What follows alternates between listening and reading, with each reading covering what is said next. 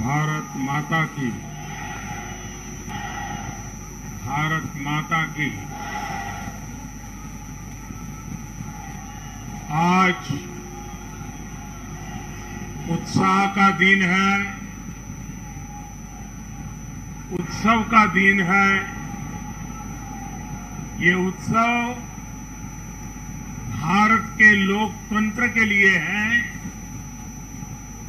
मैं इन चुनावों में हिस्सा लेने वाले सभी मतदाताओं को बहुत बहुत बधाई देता हूं। उनके निर्णय के लिए मतदाताओं का आभार व्यक्त करता हूं। विशेष रूप से हमारी माताओं बहनों ने, हमारे युवाओं ने जिस प्रकार भारतीय जनता पार्टी को भरपूर समर्थन दिया है, वो अपने आप में बहुत बड़ा संदेश है। मुझे इस बात का भी संतोष है कि फर्स्ट टाइम वोटर्स ने बढ़ चढ़कर मतदान में हिस्सा लिया और भाजपा की जीत पक्की की।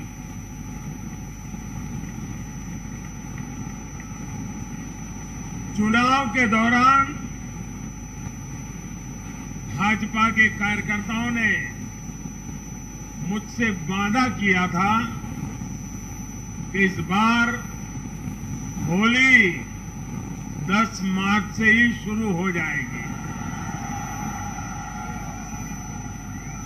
हमारे कर्मठ कार्यकर्ताओं ने ये विजय ध्वज फहरा करके इस वायदे को पूरा करके दिखाया है।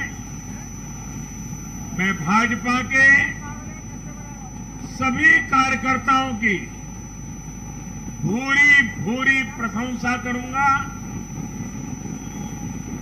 जिन्होंने दिन रात देखे बिना इन चुनावों में कड़ी मेहनत की। हमारे कार्यकर्ता जनता जनार्दन का दिल जीतने में,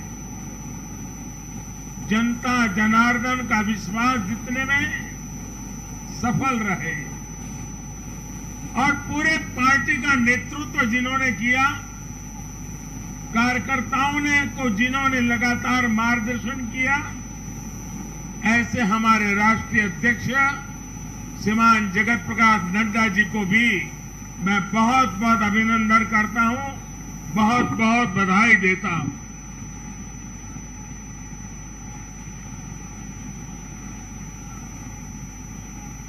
पार्टी के हर छोटे मोटे सभी कार्यकर्ताओं ने उनके अथक परिश्रम से आज एनडीए के लिए जीत का चौका लगाया है।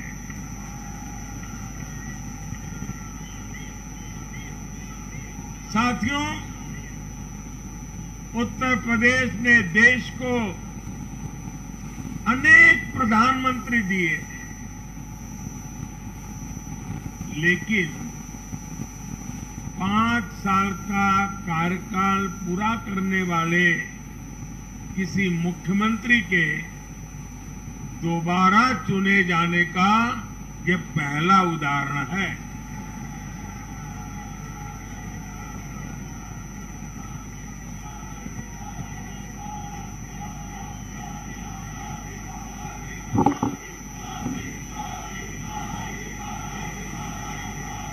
अभी नड्डा जी ने विस्तार से बताया, उत्तर प्रदेश में 37 साल बाद कोई सरकार लगातार दूसरी बार सत्ता में आई है।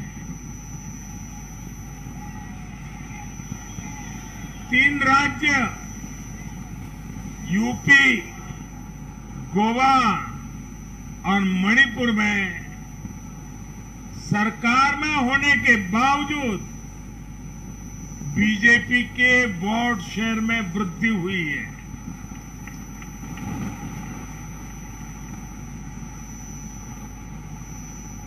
गोवा में सारे एग्जिट पोल गलत निकल गए और वहां की जनता ने तीसरी बार सेवा करने का मौका दिया है। 10 साल तक सत्ता में रहने के बाद भी राज्य में बीजेपी की सीटों की संख्या बढ़ी है। उत्तराखंड में भी भाजपा ने नया इतिहास रचा है। राज्य में पहली बार कोई पार्टी लगातार दूसरी बार सत्ता में आई है। यानी सीमा से सटा एक पहाड़ी राज्य, एक समुद्र तटीय राज्य और एक मां गंगा का विशेष आशीर्वाद प्राप्त एक राज्य और पूर्वोत्तर सीमा पर एक राज्य, भाजपा को चारों दिशाओं से आशीर्वाद मिला है।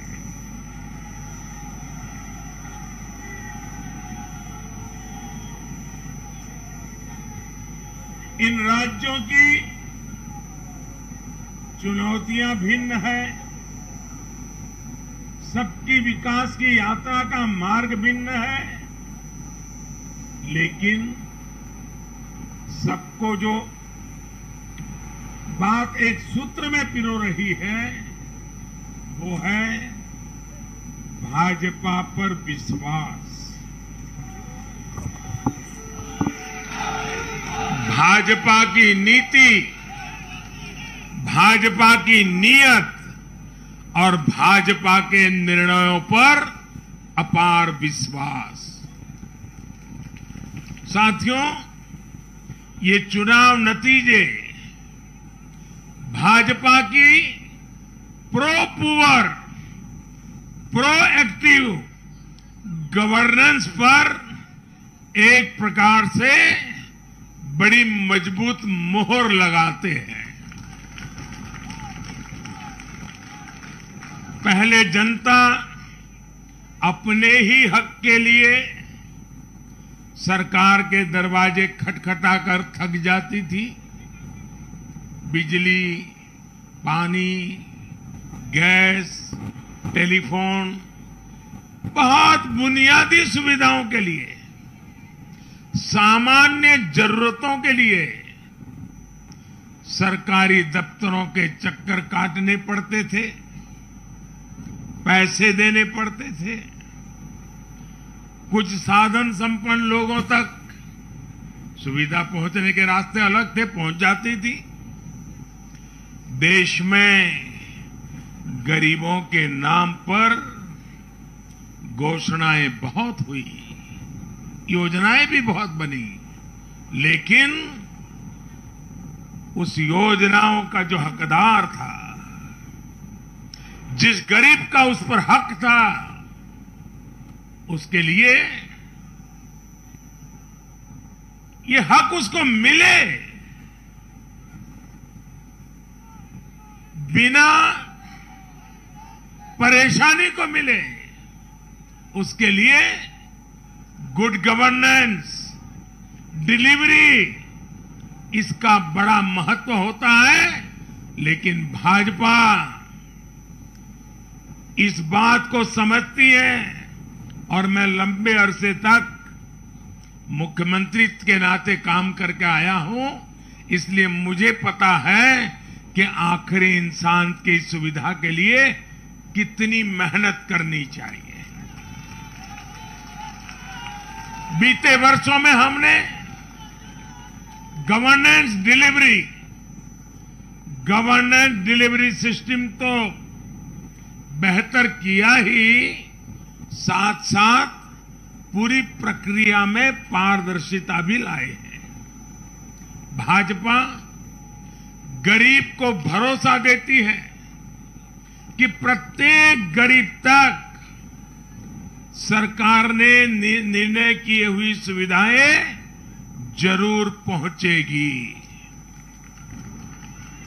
और मैं गरीब के घर तक उसका हक पहुंचाए बिना चैन से बैठने वाला इंसान नहीं।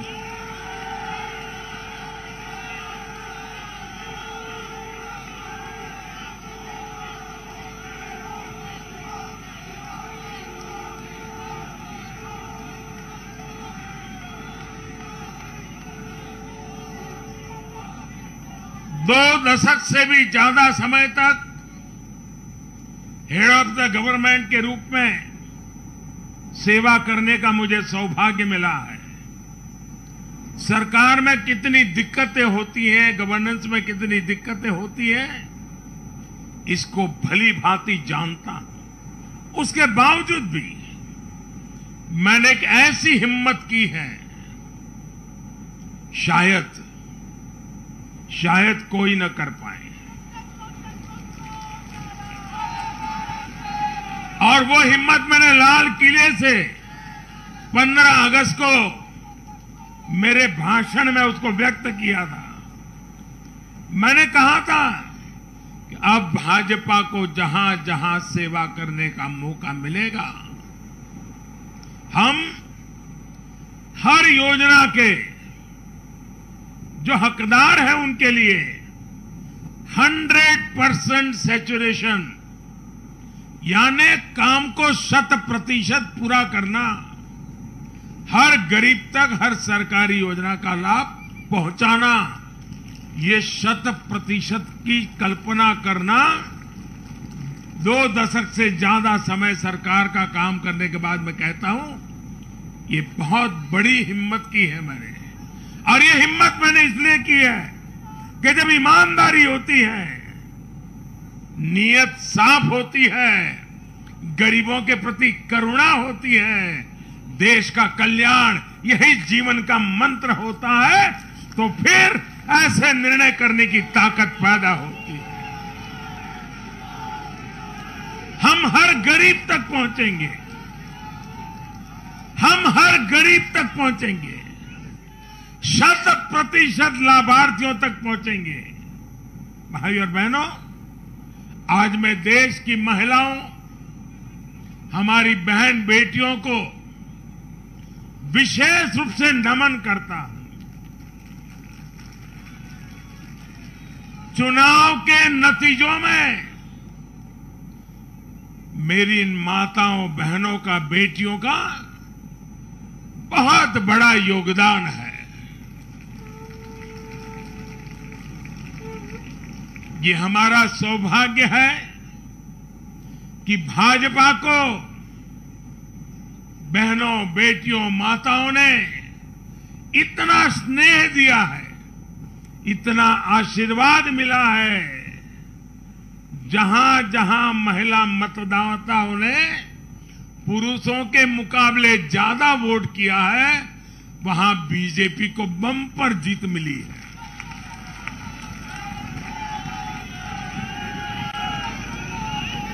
एक प्रकार से हमारी माताएं, बहनें, हमारी बेटियां, हमारी ये स्त्री शक्ति भाजपा की जीत की सारथी बनी है।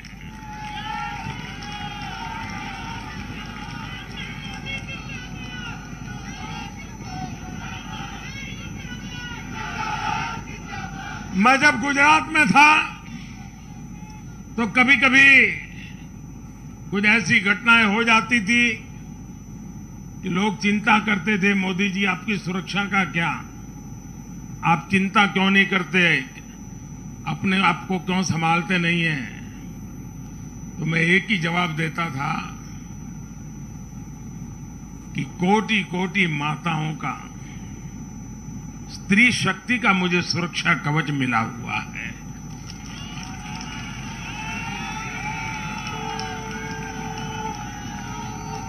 साथियों, भारत की माताएं, बहन, बेटियां निरंतर भाजपा पर विश्वास कर रही हैं।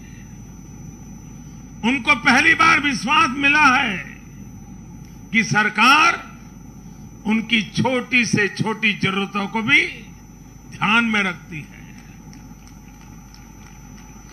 साथियों, इन चुनावों के नतीजों ने एक बात और साफ कर दी है कि यूपी की जनता को, और मैं सभी ज्ञानियों को कहता हूं कि देश की भलाई के लिए अब पुरानी घिसी पिटी रिकॉर्ड छोड़ के जरा नए सिरे से सोचना शुरू कीजिए।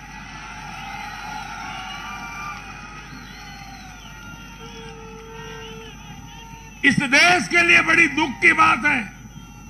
मैं स्वयं बहुत दुख अनुभव करता था जब ये ज्ञानी लोग यूपी की जनता को सिर्फ और सिर्फ जातिवाद के तराजू से तोलते थे, जातिवाद की दृष्टि से देखते थे। मैं समझता हूं कि उत्तर प्रदेश के नागरिकों को जातिवाद की बाड़ाबंदी में बांध करके वे उन जातियों का अपमान करते थे, उन नागरिकों का अपमान करते थे, पूरे उत्तर प्रदेश का अपमान करते थे। कुछ लोग ये कहकर यूपी को बदनाम करते हैं कि यहां के चुनाव में तो जाति ही चलती है। लेकिन भाइयों बहनों, उत्तर प्रदेश के लोगों ने दिखा दिया है। 2014 के चुनाव नतीजे देखें, 2017, 2019 के नतीजे देखें और अब फिर 22 में भी देख रहे हैं। हर बार यूपी के लोगों ने सिर्फ और सिर्फ विकासवाद की राजनीति को ही चुना है। यूपी के लोगों ने इन लोगों को यह सबक दिया है और यह सबक उनको सीखना होगा। यूपी के गरीब से गरीब व्यक्ति ने, यूपी में गांव में रहने वाला व्यक्ति हो, पढ़ा लिखा हो या अनपढ़ हो, यूपी के हर मतदाता ने, हर नागरिक ने एक सबक दिया है कि जाति की गरिमा, जाति का मान देश को जोड़ने के लिए होना चाहिए, देश को तोड़ने के लिए नहीं होना चाहिए। और ये करके दिखाया है, चार चुनावों में करके दिखाया है। वैसे आज मैं ये भी कहूंगा कि 2019 के चुनाव नतीजों के बाद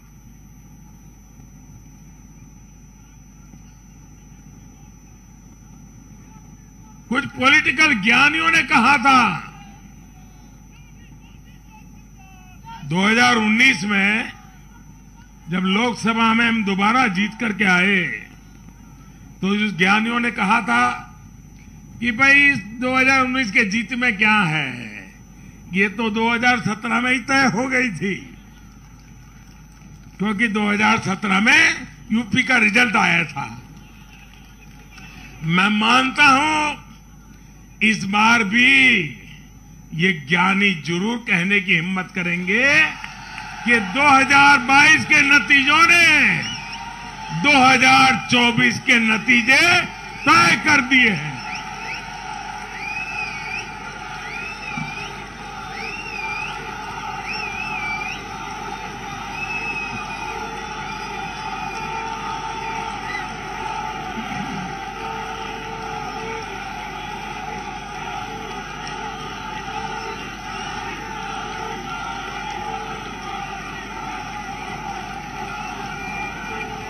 मैं आज पंजाब के भाजपा कार्यकर्ताओं की भी विशेष प्रशंसा करूंगा। उन्होंने विपरीत परिस्थितियों में जिस प्रकार पार्टी का झंडा बुलंद किया है, वो आने वाले समय में पंजाब में भाजपा की मजबूती को, देश की मजबूती को एक अहम स्थान के रूप में विकसित करेंगे, ये मेरा पूरा विश्वास है। पंजाब में भाजपा एक शक्ति के रूप में उभरनी है, ये मैं अपनी आंखों के सामने देख रहा हूं दोस्तों। सीमावर्ती राज्य होने के नाते पंजाब को अलगाववादी राजनीति से सतर्क रखना भाजपा का कार्यकर्ता जान की बाजी लगा करके भी इस काम को करता रहेगा। आने वाले 5 सालों में भाजपा का हर कार्यकर्ता वहां इस दायित्व को जोर शोर से निभाने वाला है। ये विश्वास मैं पंजाब की जनता को आज देना चाहता हूं। साथियों, ये चुनाव ऐसे समय में हुए हैं जब दुनिया 100 साल के सबसे बड़े कोरोना जैसी महामारी के संकट से लड़ रही है। पूरी मानव जात, पूरा विश्व 100 साल में ऐसी बीमारी नहीं देखी, ऐसी मुसीबत से लड़ना नहीं पड़ा है। ये जैसे कुछ कम था तो युद्ध ने भी विश्व की चिंताएं बढ़ाई हैं। इन परिस्थितियों में दुनिया भर की सप्लाई चेन छिन्न भिन्न हो गई है। 2 साल से सप्लाई चेन पर बहुत ही विपरीत प्रभाव हुआ और युद्ध ने उसमें और जोड़ दिया। इन चुनौतियों से निपटने के लिए भारत ने जो कदम उठाए, आर्थिक स्तर पर जो फैसले लिए, गरीब कल्याण के जो फैसले लिए, उन सभी ने भारत को संभल कर आगे बढ़ने में बहुत मदद की। भारत बच पाया है क्योंकि हमारी नीतियां जमीन से जुड़ी रही। हमारी नीतियां जमीन से जुड़ी रही और हमारे प्रयास निष्ठा और नियत की पटरी पर अविरत आगे बढ़ते रहे। जहां जहां डबल इंजन की सरकार रही, वहां पर जनता के हितों की डबल सुरक्षा हुई और विकास के कार्यों की गति भी तेज हुई। इस समय जो युद्ध चल रहा है, उसका प्रभाव प्रत्यक्ष और परोक्ष रूप से दुनिया के हर देश पर पड़ रहा है। भारत शांति के पक्ष में है, बातचीत से हर समस्या को सुलझाने के पक्ष में है। लेकिन जो देश सीधे जंग लड़ रहे हैं, भारत का उनसे आर्थिक दृष्टि से, सुरक्षा की दृष्टि से, शिक्षा की दृष्टि से, राजनीतिक दृष्टि से नाता है। भारत की बहुत सारी जरूरतें इन देशों से जुड़ी हुई हैं। भारत बाहर से जो कच्चा तेल मंगाता है, पाम ऑयल मंगाता है, सनफ्लावर ऑयल मंगाता है, उसकी कीमत भी अंतर्राष्ट्रीय बाजार में बहुत तेजी से बढ़ रही है। कोयला हो, गैस हो, फर्टिलाइजर हो, सभी की कीमतों में पूरी दुनिया में कल्पना बाहर का उछाल आ रहा है। युद्ध के कारण पूरी दुनिया में महंगाई बढ़ रही है। विकासशील देशों को विशेष रूप से कठिनाई का सामना करना पड़ रहा है। साथियों, इस वैश्विक संदर्भ में इन कठिनाइयों के बीच इस बार के बजट पर नजर डालें तो एक विश्वास पैदा होता है। देश आत्मनिर्भर भारत अभियान के मार्ग पर आगे बढ़ रहा है। इस भावना को इस बार के बजट से और ऊर्जा मिली है और मैं मानता हूं कि दुनिया भर में बने निर्माण हुए इस विपरीत वातावरण में, उथल पुथल से भरे माहौल में, अनिश्चितता से भरे माहौल में भारत की जनता ने विशेष करके उत्तर प्रदेश जैसे राज्यों ने अपनी दूरदृष्टि का परिचय दिया है। भारत के मतदाताओं ने जिस तरह इन चुनावों में स्थिर सरकारों के लिए वोट दिया, वो इस बात का प्रतिबिंब है कि लोकतंत्र भारतीयों की रगों में है।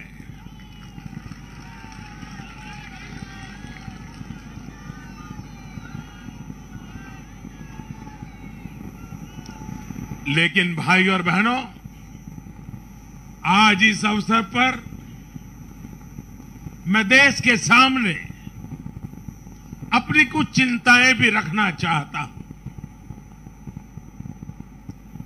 देश का नागरिक तो बहुत जिम्मेदारी के साथ देश के हित में अपना काम कर रहा है। जब भी उसको अवसर मिलता है वो जिम्मेदारी के साथ पेश आता है। देश का सामान्य नागरिक राष्ट्र निर्माण में जुटा है, लेकिन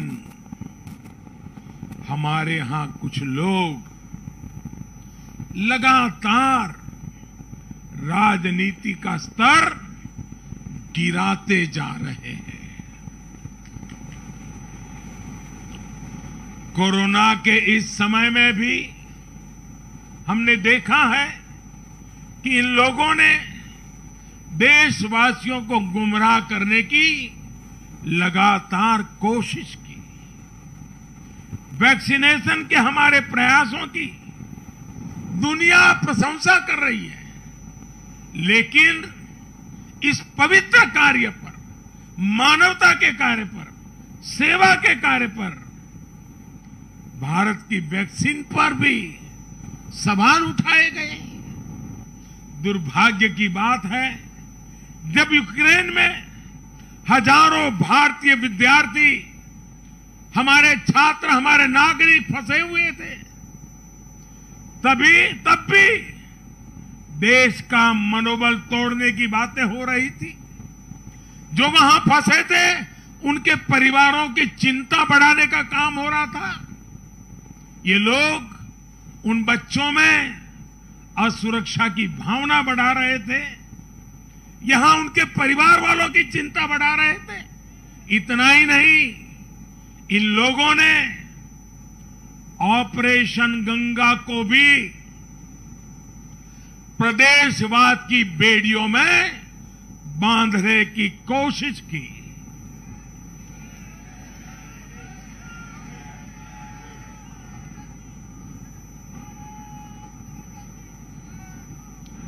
हर योजना को, हर कार्य को क्षेत्रवाद, प्रदेशवाद, जातिवाद, संप्रदायवाद का रंग देने का प्रयास भारत के उज्जवल भविष्य के लिए बहुत बड़ी चिंता का विषय है।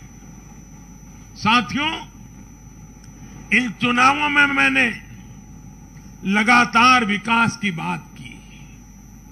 गरीबों को घर, गरीबों को राशन, वैक्सीन, आधुनिक इंफ्रास्ट्रक्चर, हर विषय पर भाजपा का विजन लोगों के सामने रखा।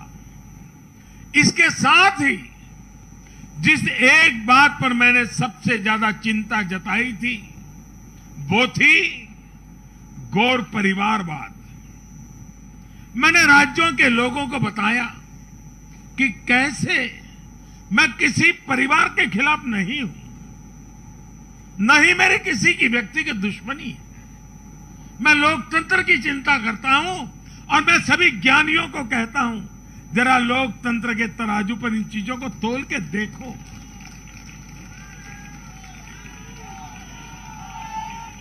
और मैंने लोगों को बताया कैसे परिवारवादी राजनीति ने उनके राज्य का कितना नुकसान किया है, राज्य को पीछे ले जा रहा है। और मुझे खुशी है कि मतदाताओं ने इस बात को समझते हुए भी इस चुनाव में अपना वोट दिया है, लोकतंत्र की ताकत को मजबूत किया है। साथियों, ये लगातार बहस बहुत जरूरी है। भारत जैसे लोकतंत्र में और देश को जिस ऊंचाई पर ले जाना है उसको ध्यान में रखते हुए जिन मुद्दों को मैं उठा रहा हूं उसको निरपेक्ष भाव से बहस होना जरूरी है। भारत में परिवारवादी राजनीति का, ये मेरे शब्द लिख करके रखिए दोस्तों, एक न एक दिन ऐसा आएगा जब भारत में परिवारवादी राजनीति का सूर्यास्त ये देश के नागरिक करके रहेंगे।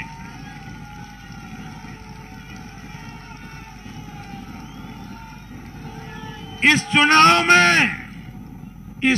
में देश के मतदाताओं ने अपनी सूझबूझ का परिचय दिखाते हुए ये क्या होने वाला है इसका इशारा कर दिया है। साथियों, आज एक और विषय में देश के लोगों के सामने रखना चाहता हूं। ये विषय है भ्रष्टाचार के खिलाफ कार्रवाई को रोकने की साजिश। आप मुझे बताइए साथियों, क्या भ्रष्टाचार के खिलाफ कार्रवाई होनी चाहिए कि नहीं होनी चाहिए? भ्रष्टाचार करने वालों पर कड़ी कार्रवाई होनी चाहिए कि नहीं होनी चाहिए?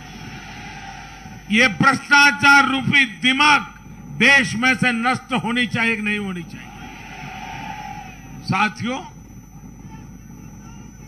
हमारे देश में भ्रष्टाचार के खिलाफ लोगों में, भ्रष्टाचारियों के खिलाफ, ऐसे लोगों के प्रति एक भयंकर नफरत का भाव रहता है।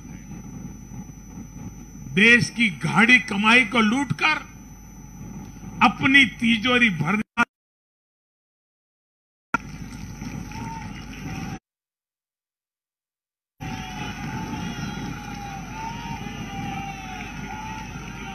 और देश हमसे अपेक्षा करता है कि मोदी जी आपकी सरकार सिर्फ प्रामाणिक रहे इतना इनफ नहीं है।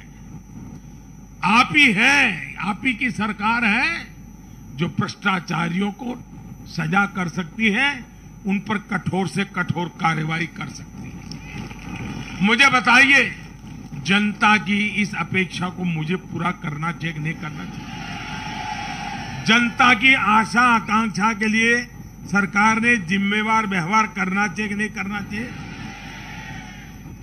लेकिन आज हम देख रहे हैं जो निष्पक्ष संस्थाएं, जो पूरी तरह इंडिपेंडेंट है, वे अगर भ्रष्टाचार के खिलाफ कार्रवाई करते हैं तो ये लोग और उनका पूरा इकोसिस्टम अब भ्रष्टाचारियों की रक्षा करने के लिए, उन संस्थाओं को बदनाम करने के लिए मैदान में आ गए हैं।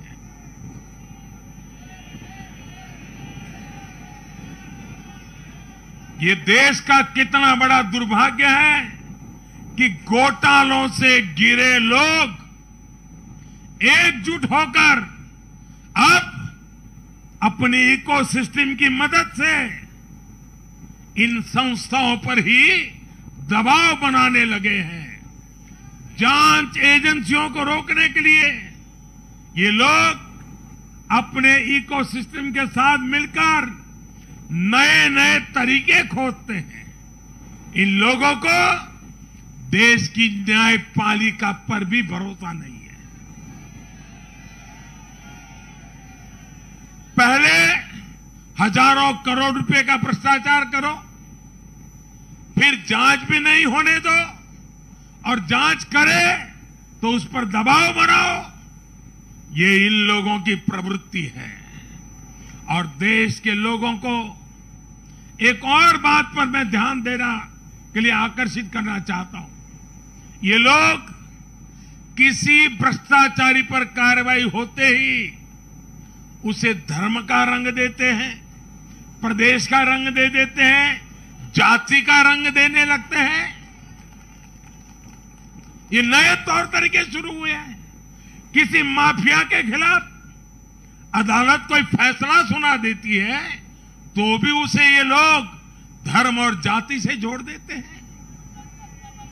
ऐसे में भारत के मैं सभी संप्रदायों से आग्रह करता हूं, मैं सभी जाति पे गर्व करने वाले ईमानदार लोगों से आग्रह करना चाहता हूं, उन सबको सोचना होगा कि ऐसे भ्रष्टाचारियों, ऐसे माफियाओं को अपने समाज से, अपने संप्रदाय से, अपनी जाति से दूर करने की हिम्मत करें। इससे समाज भी मजबूत होगा, संप्रदाय भी मजबूत होगा और हर व्यक्ति का भला होगा। और यूपी में हमारी विजय का एक कारण यह भी है कि वहां के लोगों ने कई दशकों से ऐसी राजनीति का बहुत नुकसान सहा है। मैं बनारस का सांसद होने के नाते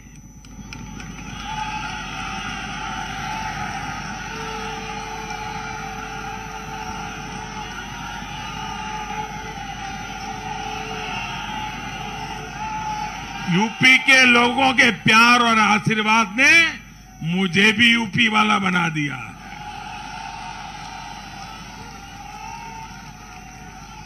मैं बनारस का सांसद होने के नाते मेरे अनुभव से कह सकता हूं, यूपी के लोग ये बात समझ चुके हैं कि जाति को बदनाम करने वालों से, संप्रदाय को बदनाम करने वालों से अब दूर रहना है और राज्य के विकास को ही सर्वोच्च प्राथमिकता देनी है। साथियों, आजादी के 75वें वर्ष को देखते हुए भी इन चुनाव परिणामों का बहुत महत्व है।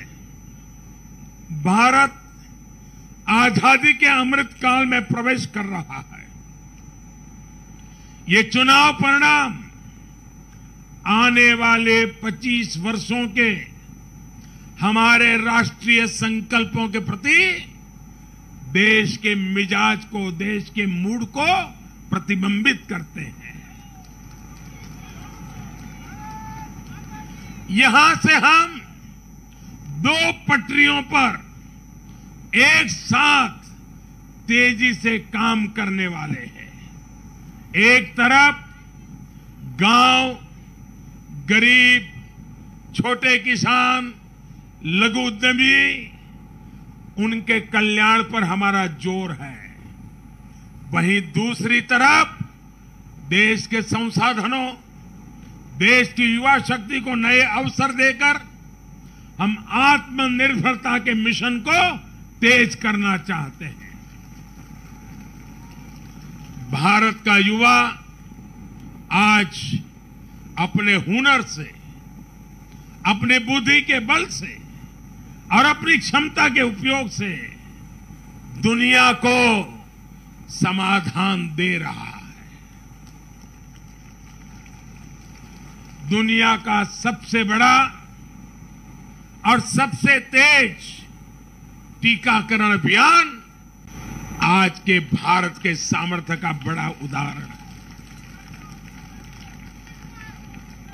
आज भारत डिजिटल पेमेंट सिस्टम में आत्मनिर्भर हो रहा है।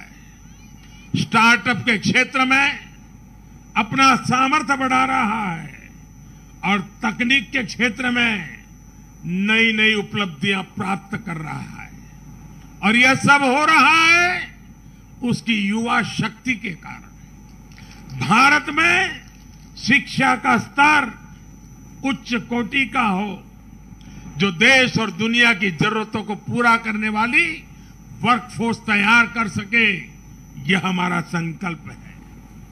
आज एक ऐसे नए भारत का निर्माण हो रहा है जहां आपकी पहचान आपके काम से होती है, न कि आपके परिवार से होती है।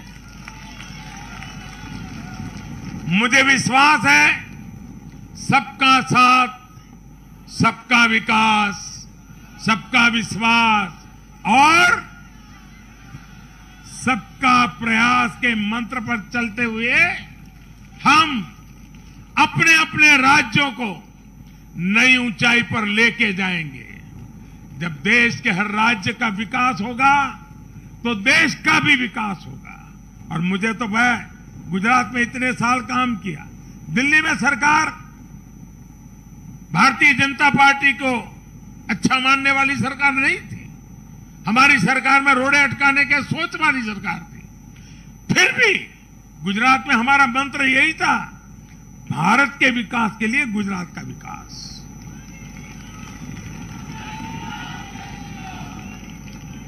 साथियों, हमें जुट जाना है, एक पल भी गंवाना नहीं है। चुनौतियां कितनी ही कठिन क्यों न हो, लेकिन जीतने का संकल्प उससे भी बड़ा होता है।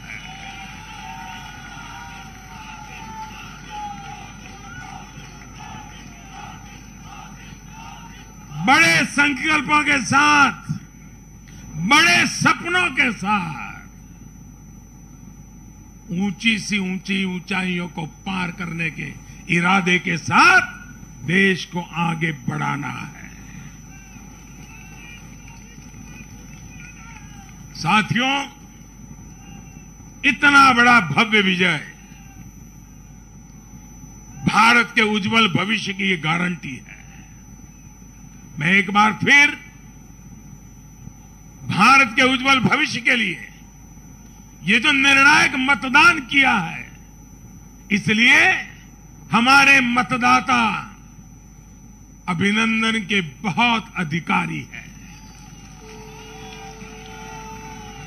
आइए दोनों हाथ ऊपर करके तालियों के गड़गड़ाहट के साथ सभी मतदाताओं का अभिनंदन करें, मतदाताओं का आभार व्यक्त करें, मतदाताओं का गौरवगान करें।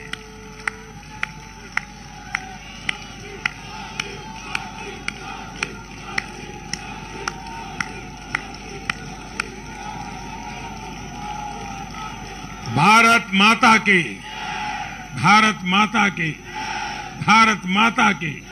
बहुत बहुत धन्यवाद।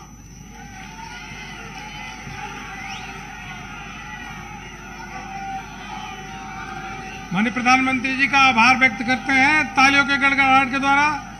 माननीय राष्ट्रीय अध्यक्ष जी का आभार, माननीय गृह मंत्री जी का आभार, माननीय रक्षा मंत्री जी का आभार, माननीय नितिन गडकरी जी का आभार।